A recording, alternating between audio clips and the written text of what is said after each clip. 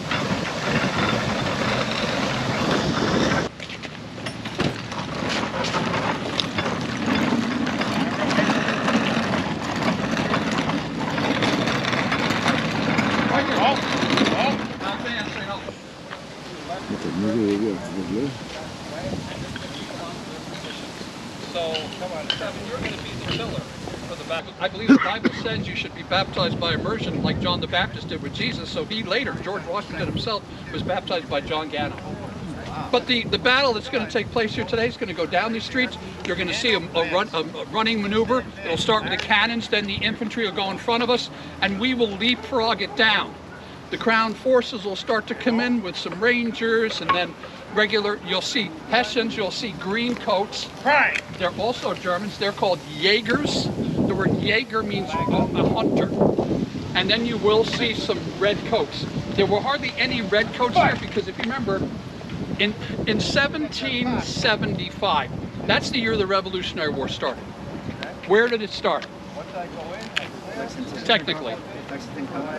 Lexington and Concord. If you want to say the shot heard round the world. Oh. Actually, it started the 7 years prior in front of my church in Patterson, New York, when the landowners, the British landowners, decided to make people pay rent and took the land away from the Indians, and the settlers all gathered together, and the British Army sent troops from New York there, and it's the first time Americans were killed in battle.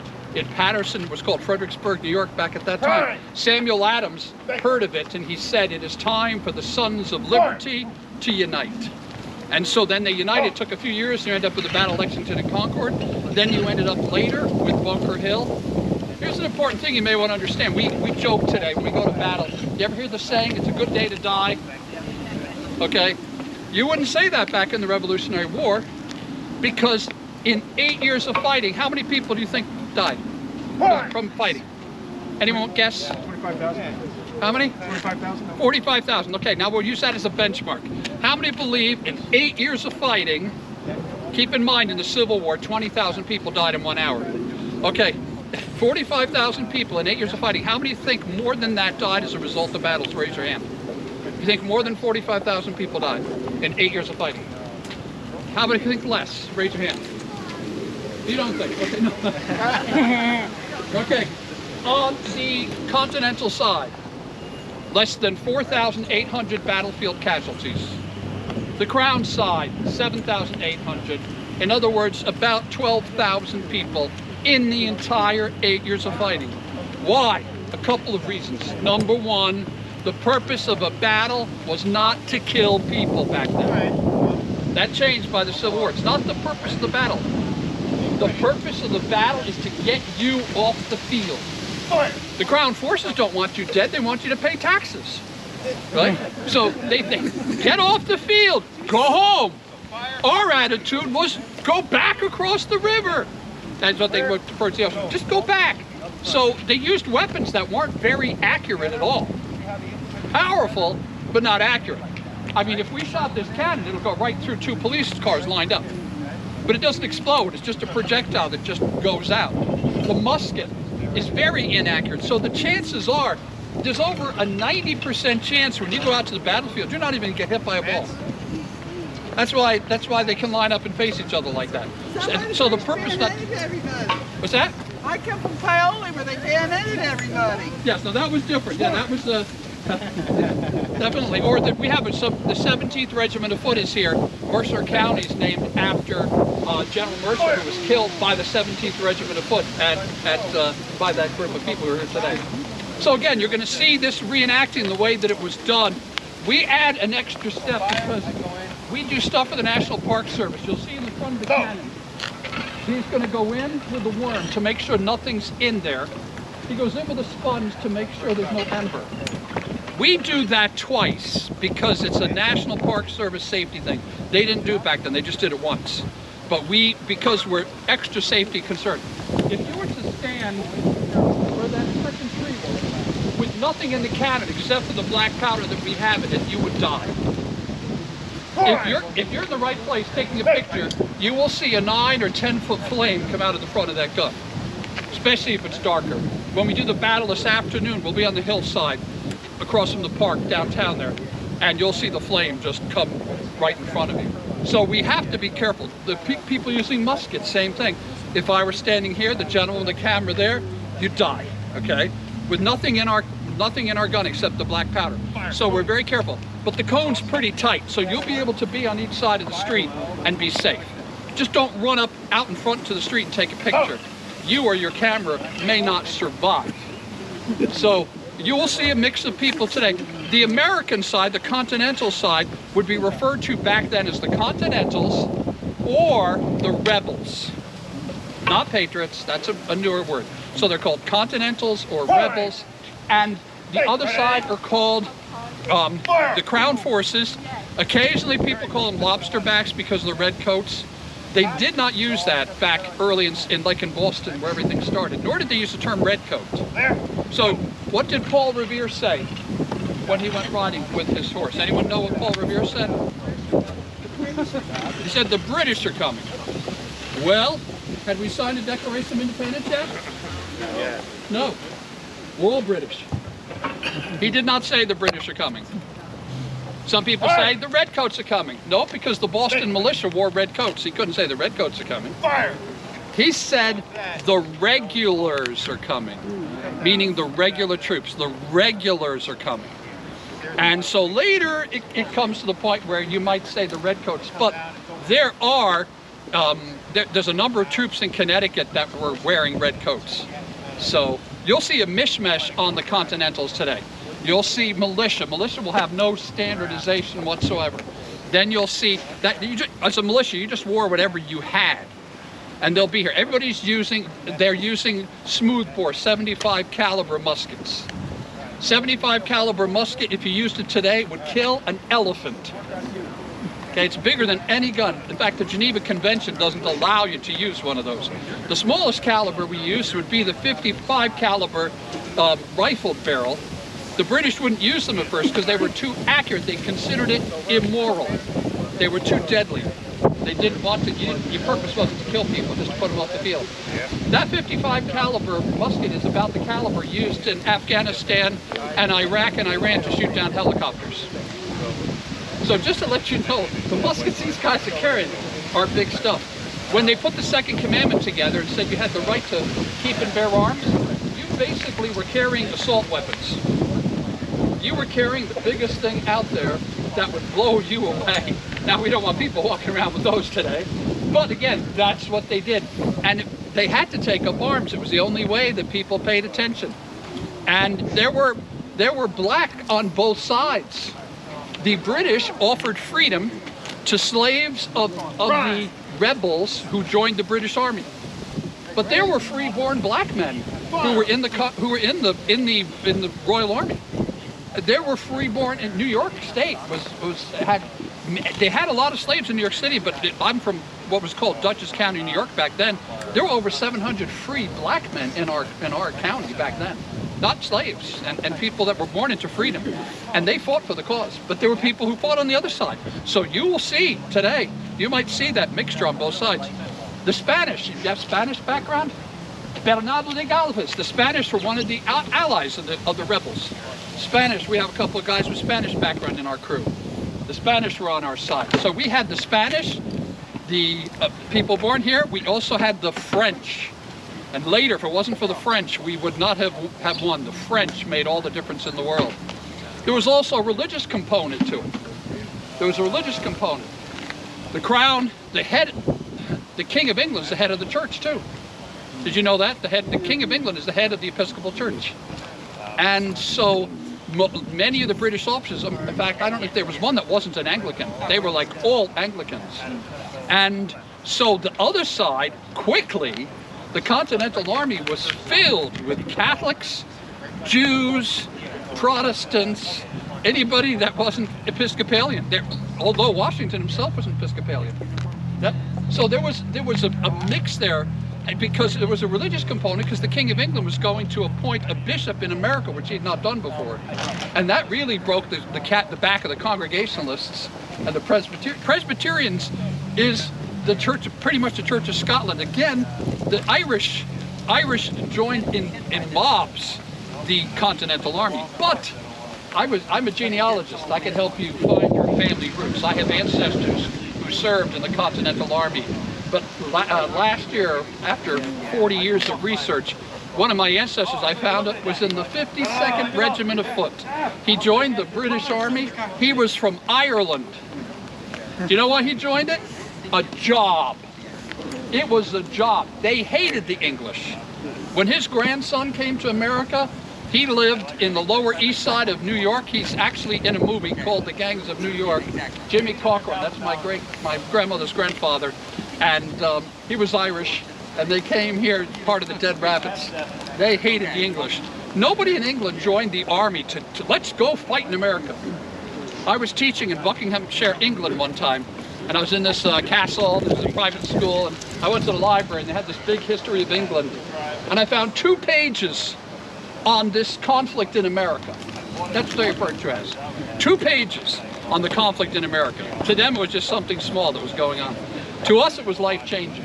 It made a whole lot of difference. So we're glad that you're here today. I'm technically not here to be the talker. I just saw a groupie and I thought I'd just be here. Anyone have questions? I can try to answer them. I'm Colonel Larry Maxwell. I was the chairman of the Company of Military Historians at West Point. We didn't have the flag back then, right? So the flag that he's carrying, that's a good question. The flag that he has is called the Liberty flag. That goes all the way back to prior to 1775. It stands for the 13 colonies. There's no canton. The thing in the corner is called a canton. There's no canton.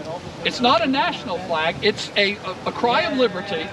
It is a battle flag. You will see it in many paintings. Early in the war, they were not trying to separate. In 1775, they were not trying to separate from England. They wanted to have representation. And so they put in the corner the king's colors. You may hear the term Union Jack. The Union Jack is not the right word for that flag. Union Jack is what goes on a ship. That's the ship's colors. The king's colors you'll see a white cross on a red background and a white cross on a blue background, all put together. It's the flag of St. George, the patron saint of England, and the flag of St. Andrew, the patron saint of Scotland. They put them both together, and that became the king's colors. So the official American adopted flag had the canton in the corner, and it was called the Grand Union flag. It wasn't for the grocery store. Okay, did any of you have Grand Union grocery stores? I used that when I grew up. Right. So it wasn't for the grocery store. And then in 76, they authorized a constellation of 13 stars. Some of them are round, the Betsy Ross, some of them go this way, more like what we have today. The Crown Forces always had the king's colors that went with them out to battle. That clearly identified them. Yeah, other questions? We'll be fighting Hessians today. Yes, we will. And where will they be? Okay, so they're going to start coming up the street down there. The battle is. Are they going to have their big shiny helmets on? They have the big mitre caps on. It was to make them look like they were taller. People, they told stories that they ate your children, So yes, the Hessians will be here. People don't realize in Hesse-Cassel you had a mix. You had the Hessian army had 2 aspects. You had Lutherans and you had Catholics, and they actually kept them separate in the army because of their differences of beliefs could get pretty hot at times. So they would have a Catholic division and a Hessian division. And by the way, for any of you of those other faiths, the church that I pastor, after Thomas Jefferson became president, the Congress had voted to make the Episcopal Church the official church of America. This is after the Declaration. This is when Jefferson is president. And they passed a resolution to say that the Episcopal Church would become the official state church. The church I pastor and 4 other churches, we all got together. We were called the Danbury Baptist Association. We wrote a letter to President, at that time, President Jefferson, and asked him to protect the rights of minority religions. We referred to that was Catholics, Jews, Baptists, we were the minority. Congregationalists were big, Episcopals were big, but Catholics, Jews, and Baptists, if any of you that persuasion. And President, I keep on President Jefferson responded with the separation of church and state land. So that's where that came from. Our church is one of the church that I pastor. And so behind our church is a quarry. They took stones from behind our church and they built a memorial in Washington, D.C. They call it the Jefferson Memorial. So, yeah, many people wouldn't think maybe if you're Catholic or Jewish of being a minority religion, but that was in Baptist. We were all the minorities, you know. Hey, by the way, if you want to change the world, Jesus said 2 wonderful things. Love God, love your neighbor. Wouldn't that change everything? We just love God and love our neighbor. You know, it doesn't make a difference what your background is, what your belief, who you are, where you're from. We can really make a difference. But at the time, the only way we could make a difference was we had to have a battle. And again, you have to understand, we just were forced all the way across New York State and New Jersey. You were chased all the way here to New Jersey. And the only reason Ray Raymond, who's the consul for England, I remember him giving a talk one time. He said, people forget this. What are the 2 major political parties in England today? They were the 2 major parties in the time of the Revolution too. Anyone know, like America, you have Republican and Democrat. What are the 2 major parties in England? Labour, Conservative. The Whigs and the Tories. Whigs and Tories. Conservatives, they all fall underneath that, okay? Whigs and Tories. Tories wanted to oppress America and get the taxation. Whigs were in favor of Americans. General Howe, the commander of the British Army in 1775 and 1776, was a Whig. In fact, they got so upset with him that he didn't defeat the Americans that they removed him from the House of Lords. When he went back to England, he was replaced by Cornwallis. Cornwallis had been underneath him. Cornwallis was a Tory and wanted to deal with the Americans. In fact, when General Howe got to England, he looked at the Americans and he said, they're a bunch of roundheads. They don't have a hair on their head over 1 inch long. That's how he described Americans back in 1776. A bunch of roundheads. Then within 2 months, he ordered the entire Crown forces to cut their hair short because he found New York had something that was very prevalent. There were more of this than there were soldiers. Lice. So they all cut their hair short. As soon as they sent Howe, now Howe was the old school. Back then, the belief was if you capture the nation's capital, you win. He captured Philadelphia, and we didn't surrender. So they brought him back to England, kicked him out of the House of Lords, put Cornwallis in charge. He told everybody, grow your hair long again, and they fought with a passion. After the war, Cornwallis became the governor of India. And he went over and he headed up the fighting over there. So there's a lot of interesting little tidbits and backgrounds, and there's all different people that make a difference. And all the people supporting in the background made all the difference in the world. So you'll see today reenactors of all different ages, states, times, and you'll see women. There were no women in the army. You might see some of the reenacting units might have some women dressed up as men. The only way you got in was you had to make believe you're a man and no one knew you were a woman. But there were a couple of wives who came to help with food, like in New Jersey, famous Molly Pitcher. You know, her husband got shot, and what did she do? She just jumped on the cannon and helped. Margaret Corbett, there's a few others that helped. Okay, there should be the rest of the army should be here very soon. How many people died? So, I'm not sure, in the whole war, like I said, less than 4,800 U.S., less than 10 Crown. So that's like less than 12,000. Of the Crown forces, the major one, over 1,000 died at Bunker Hill. After that, very few died in battle. Very few died. Now, back in the 225th anniversary of this, we literally crossed Trenton. I mean, we crossed the crossing up there, and we marched 8 miles and did this event. I don't know what year that was, but when it was the 225th anniversary. And then we fought down the streets. So yeah, I did that. So and I was the only one that had a gray coat on. They said, stand up in the front of the boat. You're George Washington. Okay. You know, let's go for it. So if you like to reenact, if you're interested in whether it's doing craftspeople, because when we do encampments, there's no encampment here. You can see us over at the barracks, and you can visit the barracks. It's a great idea. But when you see reenactments, we will camp out. We will set up encampments. People will cook. People sew. I'm a colonial tailor. I made most of the uniforms and clothes these guys are wearing. I made all these tabards, these things and pouches. You can do that. You could cook. There's loads of things. Children dress up and they play. Do you know how old you had to be in the Army? How old did you think you had to be? 18. Okay, today you have to be 18. You can join at 17 with your parents' permission. In the Revolutionary War, it was 15. Wow. And today, in the British Army, you can still join at 15. I have a friend, he joined at 15. But musicians, to be a drummer or fifer, how old are you? 9. Come here, stand here. He's 1 year older than the base age for a musician in the Revolutionary War. So he actually being fat. They had this dexterity. Young people have the ability to learn things quick. They can play the fife, and one fife, you can hear that thing like a mile away. And the drums. So young people would do that. So we're always looking for young people to get involved like that. And they never shot the children. They never shot the musicians. Now, New Yorkers, I'm a New Yorker, we used to shoot the officers because we figured that's how to end the battle. General Howe wrote to President Washington and said, "We're gentlemen, don't shoot the officers." And so what did we do? We continued to shoot the officers. By the time the Civil War came, the whole attitude changed. More people died in 1 hour than the entire 8 years of the Revolutionary War. And they shot the drummers and they shot the fifers because you're giving commands.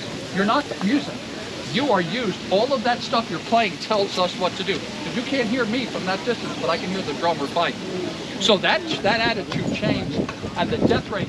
By the way, by the Civil War, they raised it up to 12, and 12-year-olds had the highest mortality rate in the Revolution in the Civil War.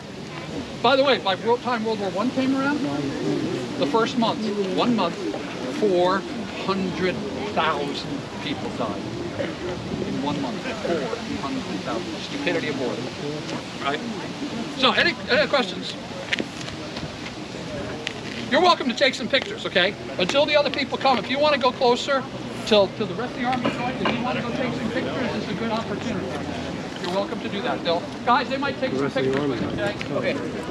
So if you want to take a picture, you want to get in a picture, come on over there. The infantry is coming. It's already here.